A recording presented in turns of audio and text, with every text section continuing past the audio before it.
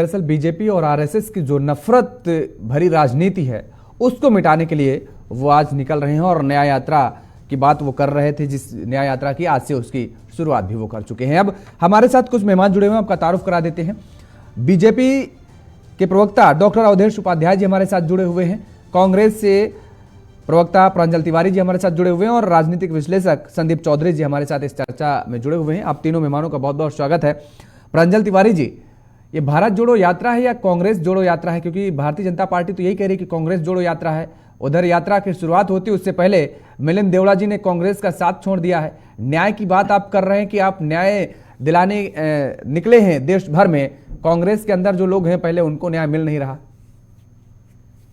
देखिए योगेश जी, ये यात्रा या हम कुछ भी अच्छा करने जाते हैं, जहां तक देवगौड़ा जी की बात है तो उनका व्यक्तिगत फैसला है, किस लिए है, क्या उनको महत्वाकांक्षाएं हैं, क्या उनके विचार हैं, ये तो वही स्पष्ट कर पाएंगे।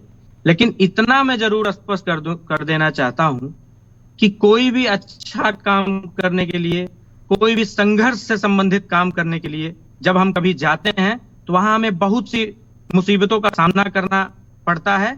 आज हमारे नेता आदरणीय राहुल गांधी जी जिस तरीके से भारत जोड़ो यात्रा, उन्होंने एक लंबी भारत जोड़ो यात्रा की हुई थी और देश के आम आवाम, मजलूम, नौजवान, किसान की आवाज उन्होंने बुलंद की थी। बुलंद लगातार वो हर जो एक मजबूत विपक्ष का काम होता है वो करते आ रहे हैं, हर स्तर पे। जिस तरीके से भाजपा सदन में नहीं बोलने दे रही है,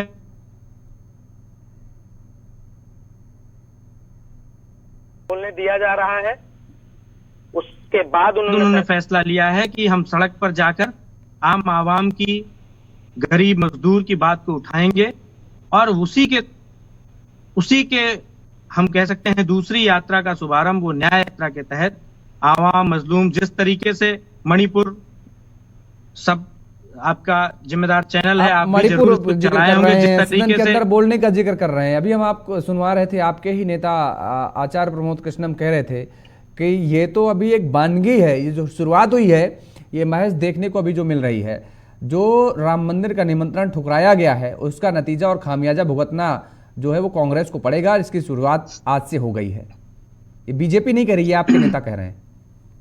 देखिए योगेश जी, आचार्य जी हमारे बहुत सीनियर नेता हैं, निश्चित उनका ये व्यक्तिगत बयान है, उनको ये लगा होगा कहेंगे, लेकिन हम ये बात जरूर स्पष्ट करें योगेश जी कि हम राम मंदिर का विरोध नहीं कर रहे हैं और राम मंदिर कोई ये पब्लिक करने का विषय, राम में अपना आस्था दिखाना कोई पब्लिक का विषय नहीं है, वो हमारे आराध्य हैं, हमारे दिल में है। दो चीजें बहुत स्पष्ट हैं इस प्राण प्रतिष्ठा में, बहुत इसको मैं लंबा नहीं ले जाना चाहता, ना इस पे बहुत ज्यादा बात करना चाहता हूं, ना ही ये टॉपिक है, लेकिन इतना जरूर है कि हमारे हिंदू पैरोकार हम उनको कह लें या जिनको हम अनुसरित होकर एक हिंदू सनातन अपने धर्म की ओर आगे बढ़ता है, जिस तरीके से हमारे चारों सिद्ध पीठ, हमारी चारों पीठों के शंकराचार्य का विरोध लगातार इस प्राण प्रतिष्ठा के दिन, दिनांक और समय तिथि पे हो रहा है। हम सब निश्चित उन्हीं के मार्ग पर दिखाए चलते आए हुए हैं, उसी का अनुसरण कांग्रेस पार्टी कर रही है। कांग्रेस पार्टी मोदी इवेंट का विरोध कर रही है। आप अपडेट होइए, चारों नहीं, उनमें तीन ने खंडन कर दिया है, उनमें तीन ने खंडन कर दिया है, दो लोगों ने तो पत्र जारी कर दिया है। खैर ठीक है, आएंगे। अवधेश जी, बीजेपी और आरएसएस की जो नफरत भरी राजनीति है उसको मिटाने आज राहुल गांधी निकले हैं, दूसरी यात्रा है उनकी ये न्याय यात्रा, और अब जन जन तक वो न्याय दिलाने की बात करें और जब तक न्याय लोगों को नहीं मिलेगा तब तक ऐसी यात्राएं जारी रहेंगी। देखिए योगेश भाई, अभी जो कांग्रेस के प्रवक्ता जी बता रहे थे कि न्याय के लिए इनके जो नेताजी हैं वो यात्रा निकाल रहे हैं, आपने देखा होगा इसी तरह से पहले भी एक यात्रा निकाली गई थी, भारत जोड़ो यात्रा। आप एक बात समझिए, जिस भारत जोड़ो यात्रा के कारण 3 राज्यों में इन्हें बुरी हार का सामना करना पड़ा और देश की जनता ये जान गई कि जिस व्यक्ति के परिवार ने, जिस व्यक्ति के दादा बाप ने जो है पूरे भारत को बंटवारा कर दिया, भारत का बंटवारा कर दिया, आज वो भारत जोड़ने की बात कर रहे हैं। इसीलिए जनता ने उन्हें मुंह की खिलाई पूरी तरह से 3 राज्यों में, आपने देखा होगा। अब ये न्याय की बात कर रहे हैं। अब एक बात बताइए, राहुल गांधी जी कौन से न्याय की बात कर रहे हैं, कौन सा न्याय दिलाने की बात कर रहे हैं? क्या वो न्याय दिलाएंगे जब राजस्थान में कांग्रेस की सरकार थी, एक कन्हैया मित्तल जो है टेलर, कन्हैया कुमार जो टेलर था, उसकी गला काट कर हत्या कर दी गई, उसको तो न्याय नहीं दिलाया राहुल गांधी जी ने। ठीक है, भगवान राम 500 साल तक टेंट में पड़े रहे, 500 वर्ष तक, उन्हें तो न्याय नहीं दिलाया कांग्रेस पार्टी ने। आज यदि उन्हें न्याय मिला है तो उसका विरोध करने पर लगी हुई है कांग्रेस पार्टी। 2 महीने पहले कह रहे थे, आपने देखा होगा कि निमंत्रण आएगा तो हम जाएंगे, आज निमंत्रण मिल गया तो कह रहे हम नहीं जा रहे जी, ये तो आरएसएस और बीजेपी का कार्यक्रम है। अरे भाई, वो तो राम जन्मभूमि जो ट्रस्ट है उसका कार्यक्रम है। तो देखिए, इनकी जो चाल चरित्र है कांग्रेस पार्टी का, ये देश की जनता योगेश भाई बहुत अच्छी तरह जान चुकी है। फिर भारत छोड़ो यात्रा के माध्यम से ये कह रहे थे कि मोहब्बत की दुकान खोलेंगे पूरे देश में, और जयराम रमेश जी तो कह रहे हैं कि आप इतना डर गए हैं कि उनके नेताओं को तोड़ने का सिलसिला लगातार बदस्तूर जारी है, और आपने ऐसी तारीख रखी। आपका मतलब उन्होंने सीधे कहा कि आज जो है मिलिंद जी ने जो कांग्रेस का साथ छोड़ा है, प्रधानमंत्री नरेंद्र मोदी की बड़ी साजिश है, और उन्होंने ये फिक्स कर रखा था कि भारत जोड़ो यात्रा के दिन ही, यात्रा से पहले कांग्रेस को छोड़ना है। देखिए, ऐसा है, जब एक कहावत आपने सुनी होगी कि जब व्यक्ति को मनचाही चीज नहीं मिलती है तो वो एकदम बौखला जाता है, उसी तरह से कांग्रेस का हाल है। जिस तरह से देश में क्या पूरे विश्व पटल पर भारतीय जनता पार्टी की लोकप्रियता बढ़ रही है, उसको देखते हुए पूरे जो गठबंधन है, पूरा जो महागठबंधन गैंग है, उसमें बौखलाहट मची हुई। अब एक बात बताइए, छोड़ रहे हैं कांग्रेस के नेता, क्यों छोड़ रहे हैं? आपने देखा होगा, उन्होंने बोला कि पार्टी अलग है, चलो आप विपक्ष हैं, अच्छी तरह से काम करिए, लेकिन यदि आप राम का विरोध करेंगे तो भाई राम तो हमारे भी हैं, राम तो सबके हैं, पूरे विश्व के हैं, तो राम का विरोध किस लिए कर रहे हो आप भाई? ठीक है, आपने एक बात बताऊं, मैं, ये प्रांजल तिवारी जी बोल रहे थे, देखिए कांग्रेस परिवार में आपने कभी देखा कोई हिंदू त्योहार मनाते हुए? कभी किसी प्रियंका गांधी और जो प्रियंका गांधी ने कभी टीका करते हुए देखा आपने राहुल गांधी का? भैया जो पे रक्षाबंधन पर नहीं देखा हो तो ये क्या जाने चाहिए। लेकिन अगर क्रिसमस मनाया कह रहे हैं ये दिखाने की चीजें थोड़े ना है, शो ऑफ की चीजें थोड़े ना है जी। नहीं योगेश जी, मैं वही कह रहा हूं। देखिए, जिस तरह से, देखिए अब तो पूरा देश इनका चाल चरित्र जान चुका है कि कांग्रेस पार्टी केवल हिंदू विरोधी है, सनातन विरोधी है, और उसी तरह से ये अब न्याय की बात कर रहे हैं। अरे न्याय किसको दिलाएंगे आप मथुरा को न्याय दिला दीजिए। आप कृष्ण भूमि अभी पेंडिंग केस पड़ा हुआ है, ज्ञान वापी का पेंडिंग केस पड़ा हुआ है, न्याय दिलाइए आप। ठीक है, कौन सी न्याय दिलाने की बात आप कर रहे हैं, और इधर आपने अयोध्या में राम मंदिर का भव्य निर्माण करवा रहे हैं, तो कहा जा रहा है कि मथुरा और काशी में आप करा दीजिए। ठीक है, बात आपकी भी जायज है। संदीप चौधरी जी, राहुल गांधी आज भारत जोड़ो न्याय यात्रा का आगाज कर चुके हैं, और इस दौरान कांग्रेस को एक नहीं बल्कि 2 बड़े झटके लगे। एक तो मिलिंद देवड़ा जी मुंबई से, जो कि मजबूत नेता थे कांग्रेस के, उन्होंने साथ छोड़ दिया, और दूसरे आसाम से अपूर्व भट्टाचार्य ने भी आज कांग्रेस से इस्तीफा दे दिया सचिव पद से अपने। तो भारत जोड़ो न्याय यात्रा राहुल गांधी निकाल रहे हैं, और इसी दरमियान लोग भारत जोड़ो न्याय यात्रा के साथ जुड़ने के बजाय कांग्रेस से अलग हो रहे हैं। देखिए योगेश जी, ये राजनीति का पार्ट है। जब कोई पार्टी सत्ता में नहीं होती है तो कई ऐसे पॉलिटिशियन साथ छोड़ जाते हैं।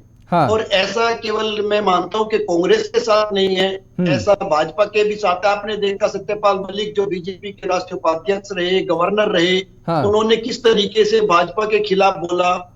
आपने शत्रुघ्न सिन्हा को देखा होगा, एक बड़ा नाम है, बॉलीवुड स्टार भी है ना। ऐसे तमाम लोग हैं, यशवंत सिन्हा जी को आप अच्छे से जानते होंगे। तो ये तो राजनीति का एक हिस्सा है, इतना बड़ा इशू नहीं इसको बनाया जा सकता।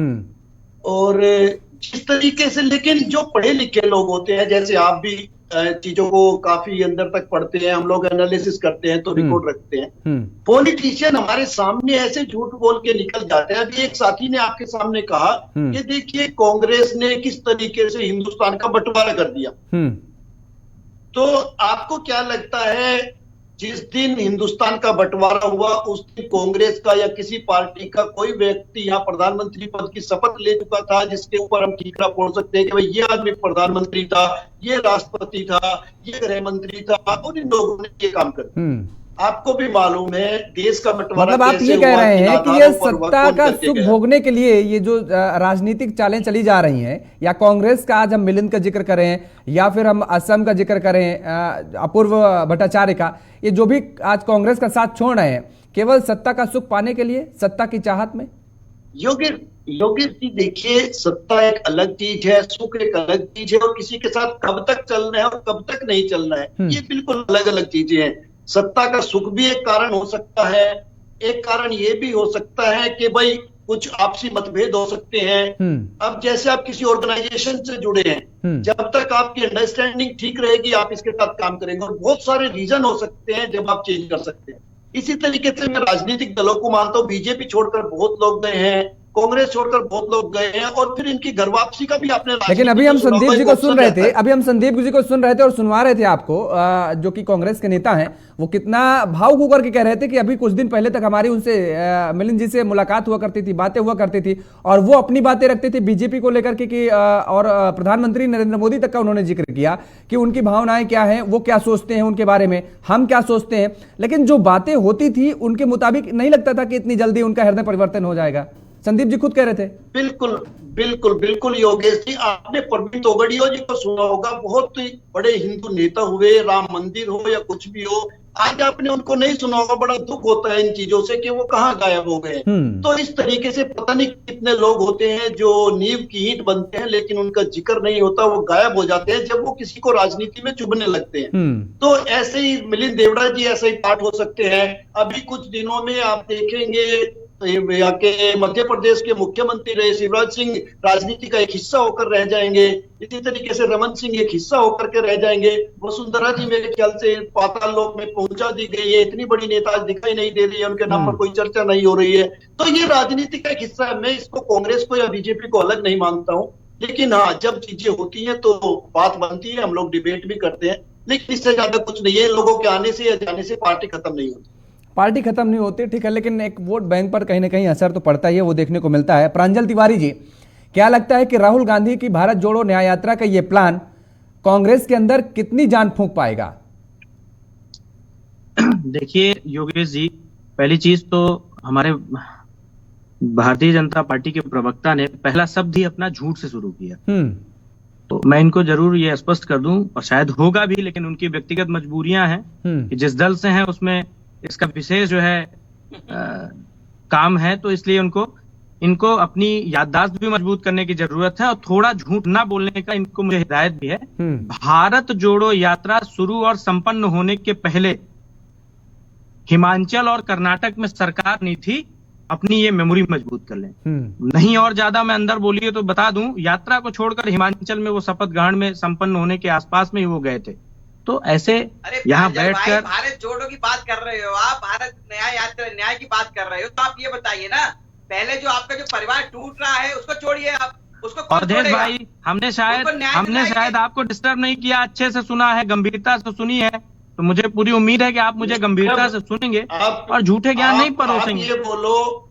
आप ये बोलो ना, जब आप सत्यपाल मलिक को जोड़ लोगे तो हम भी जोड़ लेंगे, जब शत्रुघ्न सिन्हा को जोड़ लोगे तो हम भी जोड़ लेंगे। देखिए प्रांजल जी, संदीप जी आपको समझा रहे हैं, संदीप जी आपको क्लू दे रहे हैं, तर्क दे रहे हैं। हम भी जोड़ लेंगे। नहीं बिल्कुल ठीक है, लेकिन गलत बात है, आप अपनी बात को शुरू ही गलत से कर रहे हो। तो ये झूठे ज्ञान नहीं परोसने चाहिए।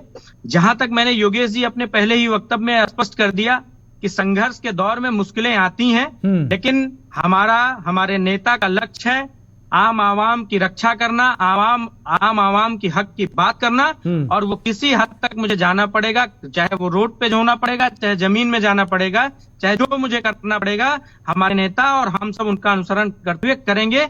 इसमें हम नहीं डरने वाले, नहीं झुकने वाले। चलिए, आप डरने वाले नहीं, झुकने वाले नहीं, लेकिन जिस तरीके की बयानबाजी आ रहे हैं, जिस तरीके से कांग्रेस के नेताओं के ही विरोधाभास की जो तस्वीरें आ रही हैं, उस पर भी कहीं ना कहीं आपको मुझे लगता है कि ध्यान देना चाहिए। हम चर्चा को आगे बढ़ाएंगे, चर्चा को आगे ले जाएंगे, लेकिन दरअसल यहाँ पर एक छोटे से ब्रेक का वक्त हो चला है। ब्रेक के लिए रुकेंगे और ब्रेक के बाद फौरन हाजिर होंगे।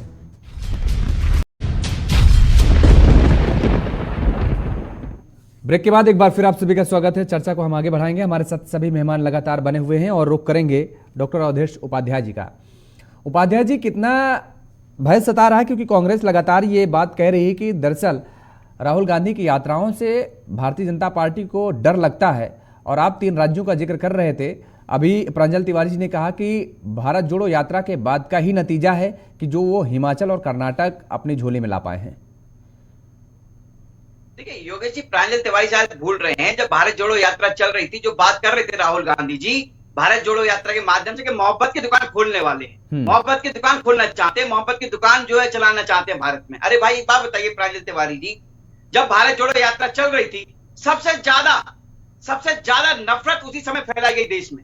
आपने देखा होगा यहाँ भारत जोड़ो यात्रा करते थे राहुल गांधी, विदेश में जाकर देश के जो है देश का अपमान करते, 100 करोड़ हिंदुओं का अपमान करते, हिंदू संस्कृति पर आपत्ति जताते थे, सनातन धर्म पर पत्तियां कसते थे। वही राहुल गांधी हैं जो यहाँ देश में, भारत में तो मोहब्बत की दुकान खोलने की बात करते थे, विदेशों में देश का अपमान करते थे, हिंदुत्व का अपमान करते थे, सनातन धर्म का अपमान करते थे। आज ये न्याय की बात कर रहे हैं, न्याय यात्रा की। भाई किसको न्याय दिलाने की बात कर रहे हैं आप? क्या राहुल गांधी भूल गए जब कांग्रेस की सरकार थी राजस्थान में और लाखों जो युवा थे उनके पेपर लीक होने के कारण उनका भविष्य जो है अंधेरे में चला गया, उनको न्याय नहीं दिलाया? कौन से न्याय की बात करते हैं? अरे भाई पहले जो आपका अपना घर टूट रहा है, जो घर से भाग रहे हैं लोग, उनको छोड़िए, आप उनको छोड़ने का काम करिए। किसको छोड़ने की बात करते हैं, किसको न्याय दिलाने की बात करते हैं? भाई भारत पहले से जुड़ा हुआ है, भारत में पहले ही न्याय मिल चुका है अब, और न्याय मिल रहा है। किसको न्याय दिलाने की बात करते हैं आप? ये तो केवल इनकी बौखलाहट है योगेश भाई। मैं बताऊं आपको, प्रांजल तिवारी जी अच्छी तरह से जानते हैं, पहले भारत जोड़ो यात्रा हुई, हार का सामना करना पड़ा। अब ये न्याय यात्रा कर रहे हैं, देखना जमानत जब्त होगी इस बार, क्योंकि जो राम का नहीं तो किसी काम का नहीं, ये आप समझ लीजिए। आप तो ये देश राम मंदिर के निर्माण को ही लेकर के आप जाएंगे जनता के बीच में 24 के चुनाव में? जान रहे हैं कि कौन हमारा राम विरोधी है, कौन हमारे 100 करोड़ हिंदुओं को जो आराध्य हैं भगवान श्री राम, उनका विरोध कर रहा है।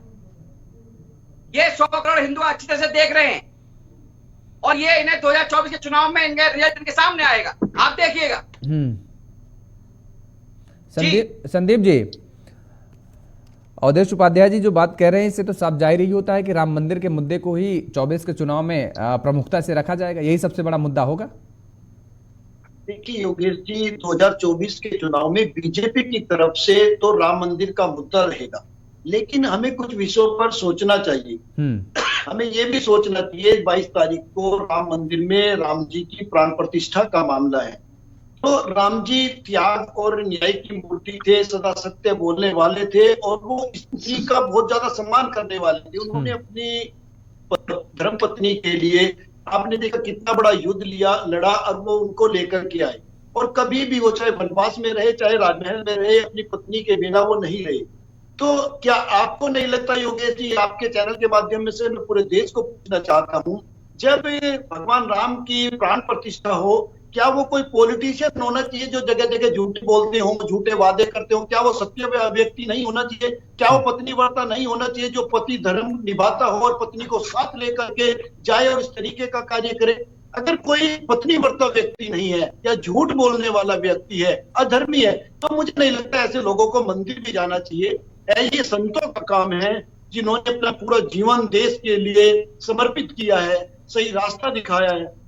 तो मुझे लगता है राजनीति को अलग रखना चाहिए, और ये पूरा भारतीय जनता पार्टी ने एक इवेंट की तरह कर दिया है, भगवान राम का बिल्कुल कमर्शलाइजेशन कर दिया है। क्योंकि आप कृष्ण को मानने वाले भी हैं, देवियों को भी हमारे यहाँ मानने वाले हैं, दूसरे भगवानों को भी मानने वाले हैं, और एक वक्त में मान लिया भारतीय जनता पार्टी ने राम मंदिर का अपना प्रोग्राम रखा है, तो दूसरी पार्टी के लोग उसमें क्यों जाएंगे? जब उनको वैष्णो देवी जाना होगा वो वैष्णो देवी जाएंगे, जब उनको रामेश्वर जाना होगा वो रामेश्वर जाएंगे, जिसको केदारनाथ जाना होगा वो केदारनाथ जाएंगे। सबके अपने अपने राजनीतिक पार्टियों के अपने अपने प्रोग्राम है। अब आप मुझे योगेश जी, जिस तरीके से कांग्रेस ने अपना एक प्रोग्राम रखा है भारत जोड़ो न्याय यात्रा, क्या दूसरे दलों के लोग, बीजेपी के लोग उसमें जाकर के शामिल होंगे? नहीं होंगे, क्योंकि वो कांग्रेस का प्रोग्राम। लेकिन बीजेपी कह रही है हमारा प्रोग्राम है ही नहीं, ये तो मंदिर निर्माण ट्रस्ट का प्रोग्राम है, और वो निमंत्रण दे रहे हैं साहब, अगर वो आपको बुला रहे हैं तो आप आइए, स्वागत है आपका। देखिए योगेश जी, राजनीति की जो लैंग्वेज होती है वो इस तरीके से होती है कि देखिए मैं पार्टी नहीं छोड़ूंगा, मैं पार्टी नहीं छोड़ूंगा, लोग पार्टी छोड़ करके चले जाते हैं। जिस तरीके से अभी आपने नाम लिया था, जो कांग्रेस के नेता है स्वामी जी, क्या नाम, मिलिंद देवड़ा नहीं तो आचार्य जी जो है, अच्छा, जिन्होंने बयान दिया है, आचार्य जी ने, आचार्य प्रमोद कृष्णन बयान आप सुनिए आज। हाँ, प्रमोद कृष्णन को आप सुनिए ध्यान से, तो पिछले कुछ समय से आप उनकी लैंग्वेज को देखेंगे किस तरीके की लैंग्वेज है। अभी वो राइट टाइम के वेट में है, राइट टाइम पे किस तरीके का डिसीजन आएगा, मैं और आप उस चीज का एनालिसिस कर सकते हैं। तो ये चीजें राजनीति में अपॉर्चुनिटी के साथ चलती रहती है। प्रियंका गांधी के सलाहकारों में से एक हैं वो, संदीप जी। जी बिल्कुल बिल्कुल, वो उनके सलाहकारों में से एक है। इसी तरीके से यशवंत सिन्हा जी बीजेपी के फाउंडर मेंबर उसमें से। यशवंत सिंह जी अटल जी के बहुत नजदीक के लोग थे। सत्यपाल मलिक बीजेपी के राष्ट्रीय उपाध्यक्ष रहे, गवर्नर रहे, बहुत नजदीकी में थे। तो राजनीति में ये मैं कुछ बड़ी बात नहीं मानता। जिसको जहां मौका और अपॉर्चुनिटी मिलती है ये जब तक साथ निभाते हैं, अदरवाइज अपने रास्ते अलग कर लेते हैं। इसी तरीके से राष्ट्रों के साथ इनकी भाषाएं भी अलग होती चली जाती हैं। तो ये एक राजनीति का हिस्सा है और राजनीति होती रहेगी। राजनीति में हम बच नहीं सकते और न राजनीति से अलग कर सकते हैं इन चीजों को। ठीक बात है।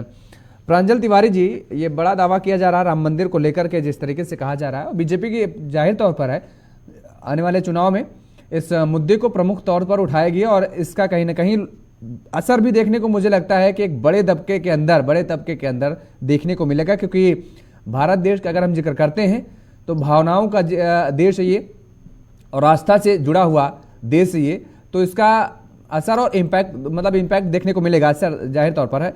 लेकिन यही चीजें और बीजेपी की जो बात है उसी को लेकर के आपके नेताओं का हम जिक्र करें, आचार्य प्रमोद कृष्णम का जिक्र कर रहे थे संदीप जी, जाहिर तौर पर आज का वो उनका पहला बयान नहीं, इतने लंबे समय से लगातार वो ऐसे बयान देते चले आ रहे हैं। कांग्रेस की आखिर क्या मजबूरी है? कुछ ना तो मजबूरी होगी, और अगर मजबूरी नहीं है तो उनकी बात में दम है, यानी सच्चाई है, तो कांग्रेस को सुनना पड़ रहा है।